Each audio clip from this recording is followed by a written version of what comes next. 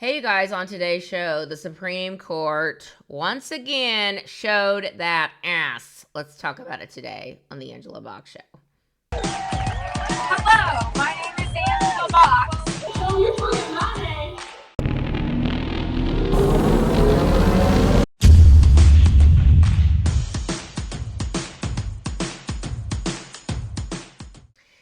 Okay, guys, this is going to be kind of quick. I mean, I was working out. It's like one of those things where you remember where you were because it was you knew this decision from SCOTUS was going to be really like a big decision and monumental, and one half is going to be really excited and the other half is going to be excited for another reason if they win.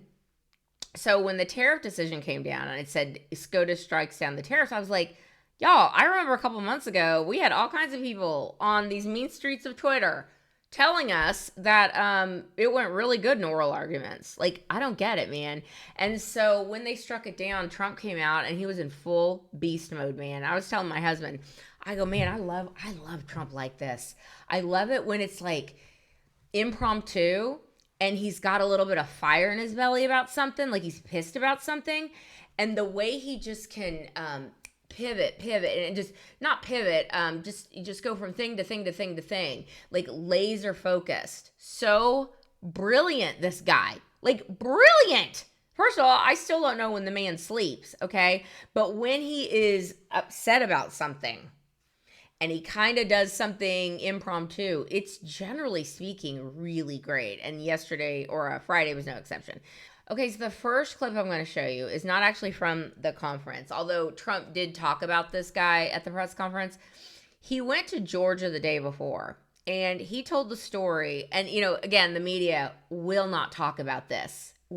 Have you seen it on the media? Because it's about an average American talking to the president and saying, your policies are helping me and helping us. You've got thousands of businesses all over the country the same exact thing.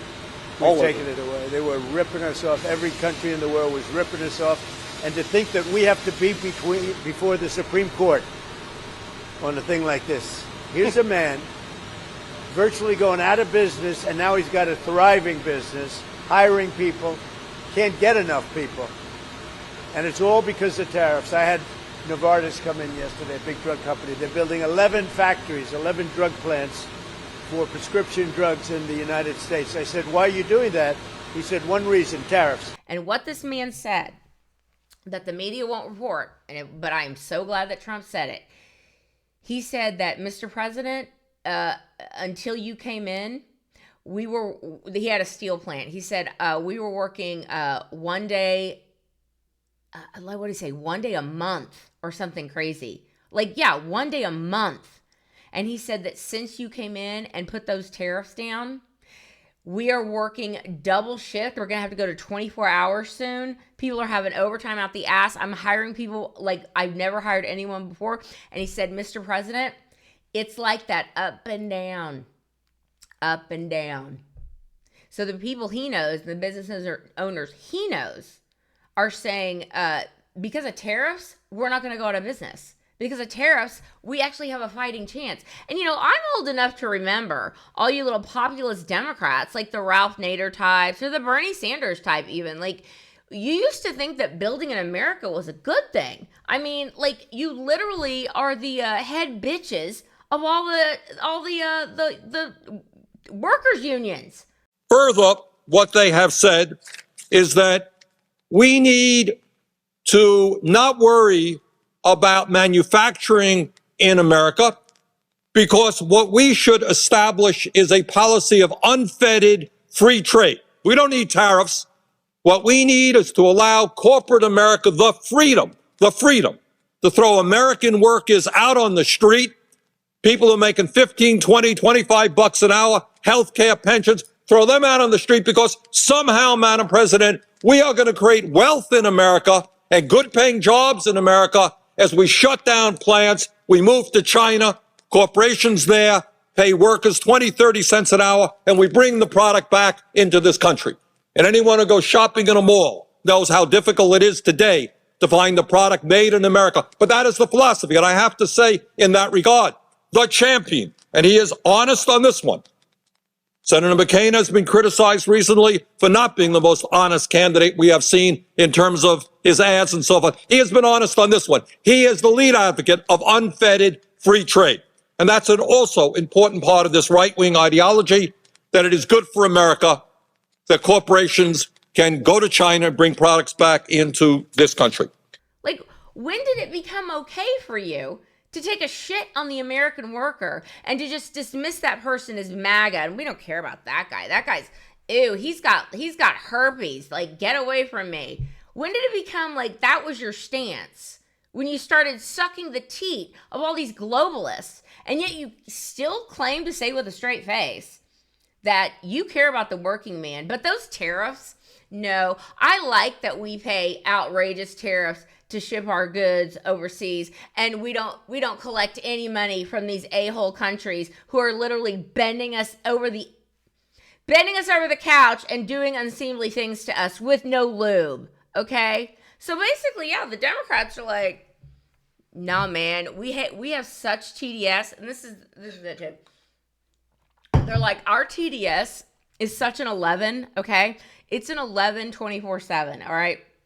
TDS to infinity. Their TDS is so high that they cannot logically look at this and say the working men and women of this country are getting hired by these factories. They're now coming back into this country because of the tariffs that we've levied on those other countries, which makes it more expensive to make there and to ship into our country than it would be to build an entire factory and employ American workers.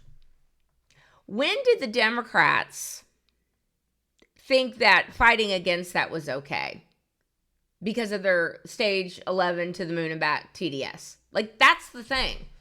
It is so high that they cannot see the illogical everything in their argument. It's like, you guys, Democrats, you gotta have something else besides stage 11 24/7 TDS. I want everybody to go home. And I want We don't got no home. Okay. That's why we here. Miss Miss Waters, get home, we gonna go too. just a moment. Okay? You need to have a policy or policies that the American people don't actually hate. I've been black and American my whole life. And I don't know one black American who doesn't have a photo ID. I've never met one. Of all the people who would need ID, it will probably be black people who don't want to be harassed by the powers that be, right? So when I see these Democrats get on TV and fearmonger about Jim Crow 2.0 because they want to require that citizens show their ID at the polls, it makes me wonder, why wouldn't you want people to show their ID at the polls? But the excuse they use is that this will disenfranchise black people for some reason. What black person don't have a goddamn ID or driver's license in the United States of America? We can't move in this motherfucker without an ID. So when they get on TV and they say, oh, this is going to disenfranchise black people, it's insulting to me. Like, running on Orange Man bad, I mean, you only got a couple years left for that, guys. But guess what? J.D. Vance is going to be your president too. And then Marco Rubio is going to be your vice president. And they're going to expand MAGA. So y'all need to get some policies in place that maybe the American people don't hate. And then maybe you can, win elections again. From my lips to God's ears. I mean, we know the cheating that goes on. But anyway, let's continue. Now, here's the checkmate, of course. The checkmate, well, okay. I'm going to show you two clips here. So the first clip I'm going to show you is probably my favorite person in the administration by far, Stephen Miller. Stephen Miller, you magnificent bastard. You cannot be stopped. Just like Trump, he will not be stopped. Stephen will not be stopped. MAGA will not be stopped. And that is what Trump said. He's like, MAGA's not going to be stopped. So Stephen went on Laura Ingraham's show and he was like, listen, dumbasses, there's like a zillion other things that we can do that, oh, spoiler alert, they're already in the law. Roll that clip. Supreme Court for a second. Justice Thomas said so brilliantly and eloquently, the language of the statute is clear. Under the International Emergency Economic Powers Act, the president has the authority to regulate foreign trade. And going back to the founding of our country, the term regulate has always meant and included the power to levy duties. But here's the good news, Laura. As cowardly, as horrendous as the Supreme Court ruling was, as poorly as it reflects on John Roberts' court and the continued torturing of our statutes and our Constitution, here's the good news. The court also affirmed the president has the authority under Section 301, Section 232, Section 122, Section 338, and many other provisions of federal law that the president can levy tariffs on foreign nations. So his program will not only be fully reconstituted, but it will be expanded. And one more point, Laura. The Supreme Court also affirmed that under IEEPA, the president has authority to restrict, impede, deny, license, or even fully embargo any foreign trade. So the net result of all this is we're going to keep and grow the tariffs to bring back American manufacturing, which keeps prices low by incentivizing products to be made here in America. But it also means that President Trump has even more tools when it comes to dealing with foreign countries that undermine our security. And so when some, idiot reporter was like, Mr. President, why don't you just when he basically gets up there and he says, listen, we've got all kinds of alternatives. Actually, let me roll that clip first. He talks about the disappointment of Amy Coney Barrett and Neil Gorsuch. And he basically was like, those appointees that I put on the court, you need to stop worrying about the political atmosphere in Washington, D.C., okay? Because the American people, well, first of all, you shouldn't be swayed by, having to walk among the crazy people all day long. I get it. Amy Coney Barrett, and they all live in Washington, D.C. or, right out in Virginia. I get it. You have to see these people. And it must be really uncomfortable when leftists, spit at you and call you a piece of shit and all the things that we know that they do, okay? So I have empathy for your plight being a sane person living in Washington, D.C., among the crazies. However, Washington, D.C. is not the United States. And I assure you, Amy, and I assure you, Neil, that at least probably 55 to 60% of the American people supported the tariffs. It did not drive up prices like leftists told us they would.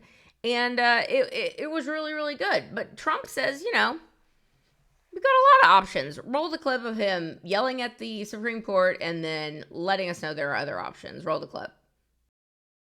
The Supreme Court's ruling on tariffs is deeply disappointing, and I'm ashamed of certain members of the court, absolutely ashamed, for not having the courage to do what's right for our country. Foreign countries that have been ripping us off for years are ecstatic. They're so happy. And they're dancing in the streets, but they won't be dancing for long.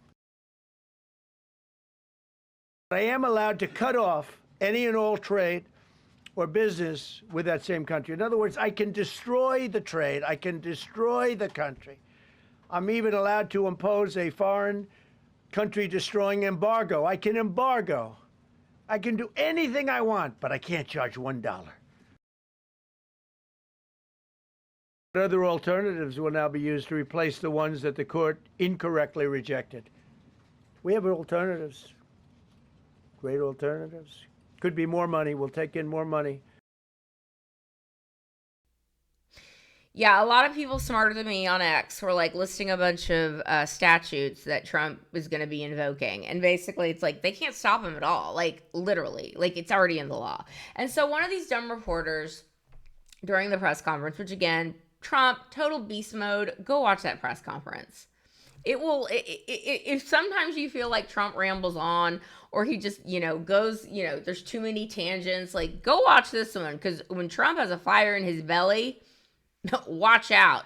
So this one reporter asked him, and I looked how he's point like this, and he goes, at one point he goes, Caitlin Collins or someone was there, and he goes, no, I'm not calling on you. I don't call on CNN.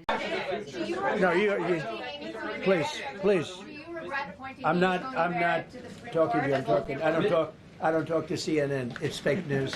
Go ahead. Mr. President. And it was great. I love that he will humiliate CNN and MSNBC no matter what. Anyway, a reporter asked him, Mr. President, like, it was so rude to, like, not involve the Congress at all with this tariff stuff. Why don't you, like, try and get a bill to Congress, and then you can get your tariffs passed that way? And it's like, and Trump's looking at him, he's like, because we don't have to. We don't have to. And not only that, like, let's keep it 100. There is no universe that exists in which every single Republican and, 10 to 12 Democrats side with tariffs. Will not happen. So this is a disingenuous question by an a-hole leftist reporter who's trying to say, oh, there Trump goes again. He's doing all that dictator stuff, you guys. He's not even involving the Congress. And it's like, what is the effing point? Because they're worthless. So, there's a couple of Republicans that are all just real excited about this. One of them is the senator formerly known as Based Rand Paul. I don't know what the hell happened to Rand Paul. I don't know who he owes money to, but I know his allegiances have shifted dramatically in the last few years. And Rand Paul was none too pleased with this. He was pleased with this tariff decision. He was like, yeah, it's really a good decision. I love the fact that we have a $35 billion a year trade deficit. And for the first time, we've like lowered it by like 30% in 35 years or something, like whatever the stat was. Because of the tariffs, our trade deficit is the lowest it's been in 35 years, meaning the imports and exports, it's the lowest it's been in 35 years, and prices are not going up, and gas is coming down, and we're going to get a handle on all kinds of affordability things that tariffs are actually helping. So Rand, anyway, the point is, can't get it through Congress, won't happen. I don't know what the hell happened to Rand Paul, but I suspect it was not good. But he wasn't the only one, you guys. There was a couple other Republicans who were like, I'm not. Even if he did put a tariff bill, I'm not voting again, which is why, just like, you know what it is? It's, once again, the Democrats are Wile E. Coyote, and Trump is the Road Runner because they fell for it again. They thought, y'all, now that I think about it, and Trump even said it, he was like ranting and going crazy on Truth Social about if tariffs are not upheld, this is the end of our country and all these things. All the while, he had these aces in his back pocket. These section whatever, like 4 or 5 of them. That's like, hey, not only can we tariff countries still, but we're going to make it's going to actually be a lot higher. It's like, so genius, so amazing, such a road runner move. I stand, Mr. President, I stand. And that is what the left is starting to figure out. They're like, oh shit, did we fall for it again? Did we actually fall for it again? Where we were rooting against tariffs? And Trump's like, no big, I'll just tariff them more this way and I'll get more money out of them. Trump remains undefeated. And that is why their TDS is at an 11 at all times. Because they're arrogant assholes who can never admit they were wrong. So that's the hill they're going to die on. So flame on, idiots. All right, that's where I'm going to leave today's video. Please let me know what you think down below. Like, subscribe, comment, do all the things. And remember to keep kicking ass and taking names. And to always let. I will be done. Peace.